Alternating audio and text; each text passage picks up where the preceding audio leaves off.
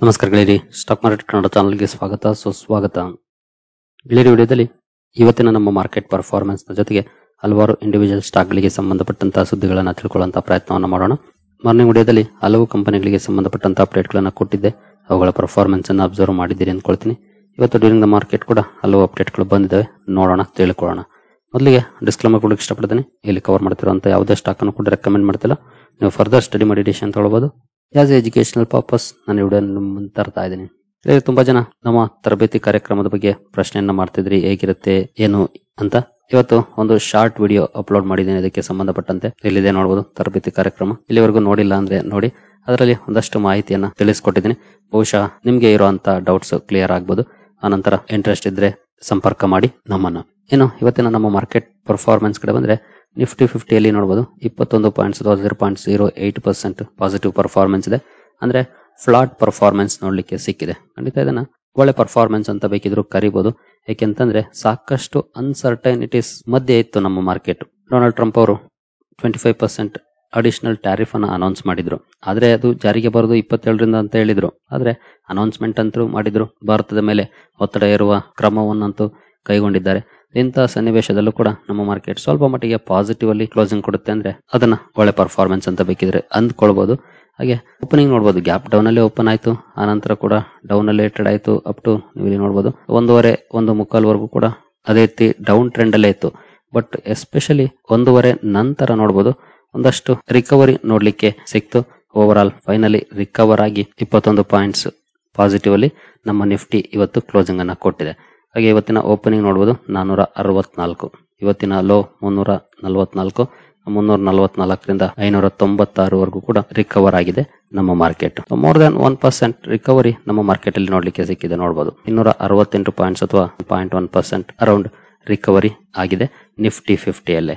ಇನ್ನು ಸೆನ್ಸೆಕ್ಸ್ ಕಡೆ ಬಂದ್ರೆ ಇಲ್ಲೂ ಕೂಡ 79 ಪಾಯಿಂಟ್ಸ್ ಅಥವಾ 0.09% ಪಾಸಿಟಿವ್ ಅಲ್ಲಿ ಕ್ಲೋಸಿಂಗ್ ಕಂಡು ಬಂದಿದೆ. Same chart pattern, gap down ಅಲ್ಲಿ ಓಪನಿಂಗ್, ನಂತರ ಡೌನ್ ಅಲ್ಲಿ ಟ್ರೇಡ್ ಆಯ್ತು, ನಂತರ ಕೊನೆಯಲ್ಲಿ ಒಳ್ಳೆ ರಿಕವರಿ ಕಂಡು ಬಂದು ಸ್ವಲ್ಪ ಮಟ್ಟಿಗೆ ಪಾಸಿಟಿವ್ ಅಲ್ಲಿ ಕ್ಲೋಸಿಂಗ್ ಅನ್ನ ಕೊಟ್ಟಿದೆ. ಲೋ ಇಂದ ಕ್ಯಾಲ್ಕುಲೇಟ್ ಮಾಡಿದ್ರೆ ಇಲ್ಲೂ ಕೂಡ ನೋಡಬಹುದು 880 ಪಾಯಿಂಟ್ಸ್ ಅಥವಾ 1.1% ರಿಕವರ್ ಆಗಿದೆ ಇವತ್ತಿನ ಲೋ ಇಂದ.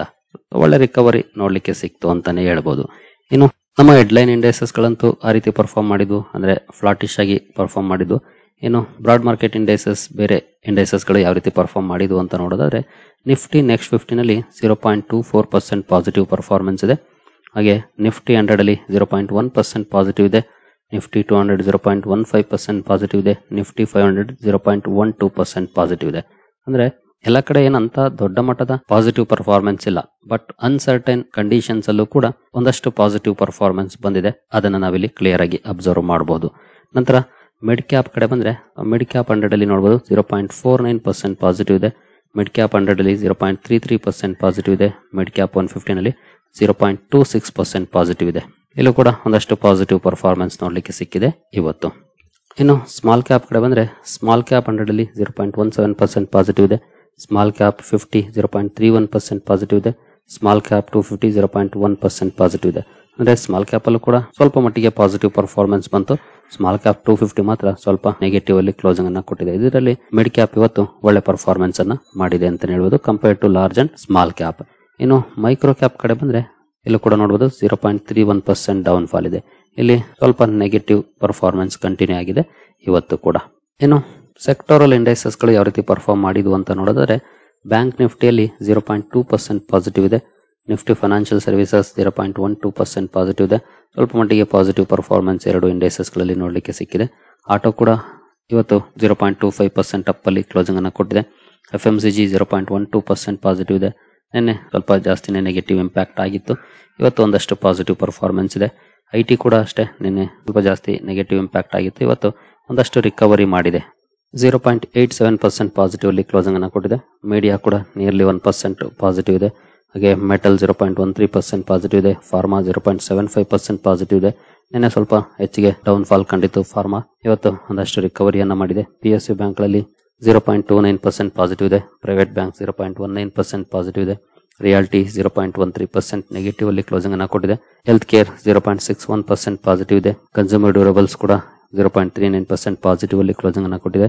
ಆಯಿಲ್ ಅಂಡ್ ಗ್ಯಾಸ್ 0.19% ನೆಗೆಟಿವ್ ಇದೆ. ಓವರ್ ಆಲ್ ಮೇಜರ್ ಸೆಕ್ಟರ್ಸ್ ಒಳ್ಳೆ ಪರ್ಫಾರ್ಮೆನ್ಸ್ ಅನ್ನ ಮಾಡಿದ್ದು. ಸ್ವಲ್ಪ ನೆಗೆಟಿವ್ ಅಂದ್ರೆ ರಿಯಾಲಿಟಿ ಹಾಗೂ ಆಯಿಲ್ ಅಂಡ್ ಗ್ಯಾಸ್ ನೆಗೆಟಿವ್ ಅಲ್ಲಿ ಕ್ಲೋಸಿಂಗ್ ಅನ್ನ ಕೊಟ್ಟಿದ್ದಾವೆ.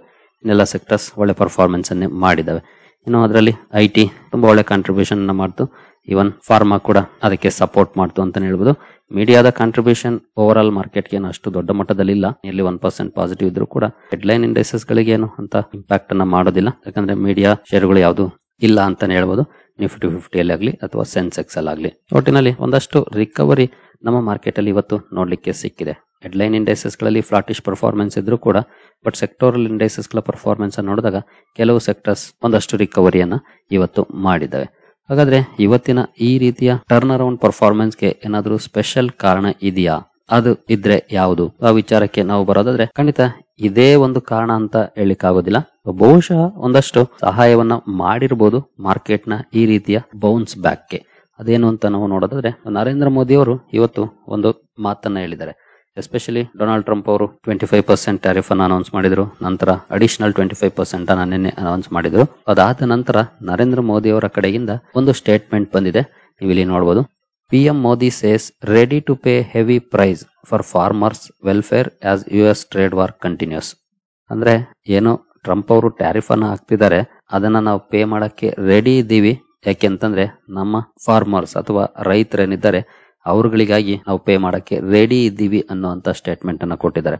ಬಹುಶಃ ನಿಮ್ಗೆ ಗೊತ್ತಿರಬಹುದು, ನಾನು ಕೂಡ ಹಲವು ಸಲ ವಿಡಿಯೋಗಳಲ್ಲಿ ಮೆನ್ಷನ್ ಮಾಡಿದ್ದೀನಿ. ಅಮೆರಿಕ ಈ ಟ್ರೇಡ್ ಡೀಲ್ ಅಲ್ಲಿ ಅಲ್ಲಿನ ಅಗ್ರಿ ಪ್ರಾಡಕ್ಟ್ಸ್ ಅನ್ನ ಮಾರಾಟ ಮಾಡ್ಲಿಕ್ಕೆ ಭಾರತವನ್ನ ಮೇಜರ್ ಮಾರ್ಕೆಟ್ ಆಗಿ ನೋಡ್ತಾ ಇದೆ. ಭಾರತದಲ್ಲಿ ಅಗ್ರಿ ಪ್ರಾಡಕ್ಟ್ಸ್ ಅನ್ನ ಅಲೋ ಮಾಡಬೇಕು ಅನ್ನೋದು ಅವರ ಒಂದು ಕಂಡೀಷನ್ ಅಂತಾನೆ ಹೇಳ್ಬೋದು. ಆದ್ರೆ ಭಾರತ ಸರ್ಕಾರ ಅದನ್ನ ಒಪ್ಕೊಳ್ತಾ ಇಲ್ಲ. ಅದಕ್ಕೆ ಹಲವು ಕಾರಣಗಳಿದಾವೆ. ನಮ್ಮ ಫಾರ್ಮರ್ಸ್ಗೆ ಹೊಡೆತವನ್ನ ಕೊಡುತ್ತೆ ಅನ್ನೋದ್ರ ಜೊತೆಗೆ ಜೆನೆಟಿಕಲಿ ಮಾಡಿಫೈಡ್ ಅನ್ನೋಂತ ಮಾತುಗಳು ಕೂಡ ಇದೆ. ಓವರ್ ಆಲ್ ಈ ಕಾರಣಗಳನ್ನ ಇಟ್ಕೊಂಡು ಭಾರತ ಅಗ್ರಿ ಪ್ರಾಡಕ್ಟ್ಸ್ ಅನ್ನ ಭಾರತದಲ್ಲಿ ಅಂದ್ರೆ ಅಮೆರಿಕದ ಅಗ್ರಿ ಪ್ರಾಡಕ್ಟ್ಸ್ ಅನ್ನ ಭಾರತದಲ್ಲಿ ಮಾರಾಟ ಮಾಡ್ಲಿಕ್ಕೆ ಅನುಮತಿಯನ್ನ ಕೊಡ್ತಾ ಇಲ್ಲ, ಅಲೋ ಮಾಡ್ತಾ ಇಲ್ಲ. ಆದ್ರೆ ಅವರು ಕೂಡ ಆ ಪಟ್ಟನ್ನ ಬಿಡ್ತಾ ಇಲ್ಲ, ಅಮೆರಿಕ ಕೂಡ. ಹಾಗಾಗಿನೇ ಈ ರೀತಿಯ ಪರಿಸ್ಥಿತಿಗಳು ನಮ್ಗೆ ನೋಡ್ಲಿಕ್ಕೆ ಸಿಗ್ತಾ ಇರೋದು. ಒಂದು ರಷ್ಯಾದ ತೈಲವನ್ನ ಆಮದು ಮಾಡ್ಕೊಳ್ತಾರೆ ಅನ್ನೋದು ಕಾರಣ ಆದ್ರೆ, ಇನ್ನೊಂದು ನಾವ್ ಹೇಳ್ದಂಗೆ ಕೇಳ್ತಿಲ್ಲ ಅನ್ನೋದು ಕೂಡ ಇನ್ನೊಂದು ಕಾರಣ. ಅಮೆರಿಕಾಗೆ ತಾನು ಹೇಳ್ದಂಗೆ ಕೇಳೋರು ಬೇಕು, ಅದನ್ನ ಮಾಡ್ತಿಲ್ಲ ಭಾರತ. ಹಾಗಾಗಿ ಅದು ಒಂದು ಪ್ರಮುಖ ಕಾರಣ ಅಂತಾನೆ ಹೇಳ್ಬೋದು ಈ ರೀತಿಯ ಡೆವಲಪ್ಮೆಂಟ್ಸ್ ಗಳು ಆಗ್ಲಿಕ್ಕೆ.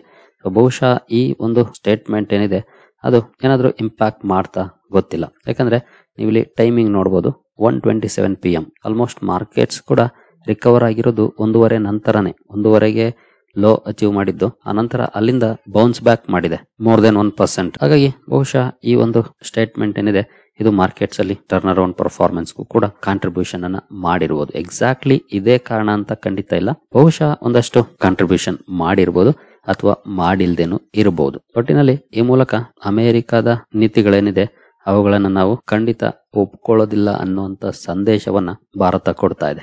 ಜೊತೆಗೆ ಭಾರತಕ್ಕೆ ಚೀನಾ ಕೂಡ ಸಪೋರ್ಟ್ ಮಾಡ್ತಾ ಇದೆ. ಹಾಗಾಗಿ ಈಗ ಚೀನಾ ಹತ್ರ ಆಗೋಕ್ ನೋಡ್ತಾ ಇದೆ. ಚೀನಾನ ಖಂಡಿತ ಭಾರತ ಬ್ಲೈಂಡ್ಲಿ ನಂಬೋದಿಲ್ಲ. ಆದ್ರೆ ಒಬ್ಬರನ್ನ ಎಡೆಮುರಿ ಕಟ್ಟಬೇಕು ಅಂದ್ರೆ ಕೆಲವು ಗಟ್ಟಿ ನಿರ್ಧಾರಗಳನ್ನ ತಗೊಳ್ಬೇಕಾಗುತ್ತೆ. ಬಹುಶಃ ಆ ನಿಟ್ಟಿನಲ್ಲಿ ಪ್ರಯತ್ನವನ್ನು ಕೂಡ ಭಾರತ ಸರ್ಕಾರ ಮಾಡಬಹುದು ಮುಂದಿನ ದಿನಗಳಲ್ಲಿ. ನೋಡೋಣ ಇನ್ನು ಏನೆಲ್ಲ ಡೆವಲಪ್ಮೆಂಟ್ಸ್ ಆಗುತ್ತೆ ಅಂತ. ಇನ್ನು ಇತರೆ ಸುದ್ದಿಗಳ ಕಡೆ ನಾವು ಬರೋದಾದ್ರೆ NSDL ಶೇರ್ ಅಲ್ಲಿ ಇವತ್ತು ಅಪ್ಪರ್ ಸರ್ಕ್ಯೂಟ್ ಪರ್ಫಾರ್ಮೆನ್ಸ್ ನೋಡ್ಲಿಕ್ಕೆ ಸಿಕ್ಕಿದೆ. ನಿನ್ನೆ ಲಿಸ್ಟಿಂಗ್ ನ ನಂತರ ಇವತ್ತು ಒಳ್ಳೆ ಪರ್ಫಾರ್ಮೆನ್ಸ್ ಕಂಟಿನ್ಯೂ ಆಗಿದೆ. ಮಾರ್ಕೆಟ್ ಕ್ಯಾಪ್ ಕೂಡ ನೋಡಬಹುದು, ಅಬೌವ್ 22,000 ಕೋಟಿಯನ್ನ ತಲುಪಿದೆ NSDL ಕಂಪನಿಯ ಮಾರ್ಕೆಟ್ ಕ್ಯಾಪ್. ನಂತರ ಎಟರ್ನಲ್ ಶೇರ್ಸ್ ಗೆ ಸಂಬಂಧಪಟ್ಟಂತೆ ಕೂಡ ಒಂದು ಅಪ್ಡೇಟ್ ಬಂತು. ಎಟರ್ನಲ್ ಅಂತಂದ್ರೆ ನಿಮ್ಗೆ ಎಲ್ರಿಗೂ ಗೊತ್ತಿದೆ ಅಂದ್ಕೊಳ್ತೀನಿ, ಝೊಮ್ಯಾಟೊ. ಸುಮಾರು 5,624 ಕೋಟಿ ಮೊತ್ತದ ಬ್ಲಾಕ್ ಡೀಲ್ಸ್ ಆಗಿರೋ ಬಗ್ಗೆ ಅಪ್ಡೇಟ್ ಗಳು ಬಂದಿದ್ದಾವೆ. ಆಂಟ್ಫಿನ್ ಬಹುಶಃ ಮಾರಾಟ ಮಾಡಿರ್ಬೋದು ಅಂತ. ನಿನ್ನೆ ಪೇಟಿಎಂ ಅಲ್ಲೂ ಕೂಡ ಆಂಟ್ಫಿನ್ ಒಂದಷ್ಟು ಸ್ಟೇಕ್ ಅನ್ನ ಮಾರಾಟ ಮಾಡಿತ್ತು. ಈಗ ಎಟರ್ನಲ್ ಅಥವಾ ಝೊಮ್ಯಾಟೊದಲ್ಲೂ ಕೂಡ ಮಾರಾಟ ಮಾಡಿರ್ಬೋದು ಅನ್ನೋಂತ ಸುದ್ದಿ ಬಂದಿದೆ. ಇನ್ನು LTI ಮೈಂಟ್ರಿ ಕೂಡ ಇವತ್ತು ಫೋಕಸ್ ಅಲ್ಲಿತ್ತು.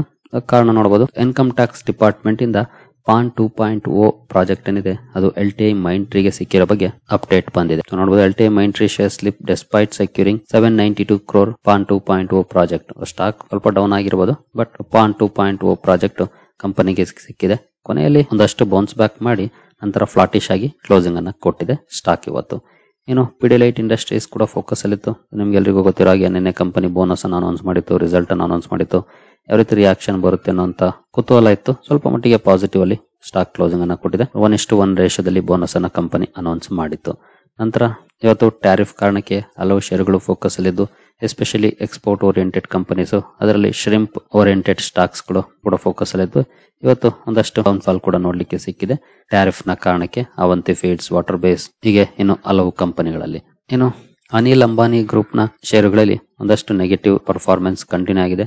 ನಮ್ಗೆಲ್ರಿಗೂ ಗೊತ್ತಿರೋ ಹಾಗೆ ಇಡಿ ಇವರ ಮೇಲೆ ಮೊನ್ನೆ ಸಮನ್ಸ್ ಅನ್ನ ಇಶ್ಯೂ ಮಾಡಿತ್ತು, ಎನ್ಕ್ವೈರಿ ಕೂಡ ಮಾಡಿದೆ ನೆನೆ. ಈ ಬಗ್ಗೆ ಅಪ್ಡೇಟ್ ಗಳು ಬರ್ತಾನೆ ಇದ್ದು, ಜೊತೆಗೆ ಫ್ರಾಡ್ ಕೇಸ್ಗೆ ಸಂಬಂಧಪಟ್ಟಂತೆ ಕೂಡ ಹಲವು ಸುದ್ದಿಗಳನ್ನ ನಾವು ನೋಡಿದೀವಿ ಲಾಸ್ಟ್ ವೀಕ್ ಅಥವಾ ಬಿಫೋರ್ ಲಾಸ್ಟ್ ವೀಕ್. ಅವೆಲ್ಲ ಸುದ್ದಿಗಳು ಕೂಡ ಒಂದಷ್ಟು ನೆಗೆಟಿವ್ ಎನ್ವಿರಾನ್ಮೆಂಟ್ ಅನ್ನ ಈ ಗ್ರೂಪ್ ನ ಷೇರುಗಳಲ್ಲಿ ಕ್ರಿಯೇಟ್ ಮಾಡಿದ್ದೇವೆ ಅಂತಾನೆ ಹೇಳ್ಬೋದು, ಅನಿಲ್ ಅಂಬಾನಿ ಗ್ರೂಪ್ ನ ಷೇರುಗಳಲ್ಲಿ. ಸರಿಗಳೇರಿ, ಈ ಎಲ್ಲ ಅಪ್ಡೇಟ್ಸ್ ನಿಮ್ಗೆ ಇಷ್ಟ ಆಗಿದೆ ಅನ್ಕೊಳ್ತೀನಿ. ಹಾಗೆ ತರಬೇತಿ ಕಾರ್ಯಕ್ರಮದ ಬಗ್ಗೆ ಶಾರ್ಟ್ಸ್ ಅಲ್ಲಿ ವಿಡಿಯೋಸ್ ಇದೆ, ಒಂದ್ಸಲ ನೋಡಿ. ಶಾರ್ಟ್ ಸೆಕ್ಷನ್ಗೆ ಹೋಗಿ ಚಾನಲ್ಗೆ ವಿಸಿಟ್ ಮಾಡಿ, ಅಲ್ಲಿ ಸಿಗತ್ತೆ. ಸರಿಗಳೇರಿ, ಈ ವಿಡಿಯೋ ನಿಮ್ಗೆ ಇಷ್ಟ ಆಗಿದೆ ಅನ್ಕೊಳ್ತೀನಿ. ಮುಂದಿನ ವಿಡಿಯೋದಲ್ಲಿ ಸಿಗೋಣ. ಅಲ್ಲಿವರೆಗೂ ಜೈ ಹಿಂದ್, ಜೈ ಕರ್ನಾಟಕ.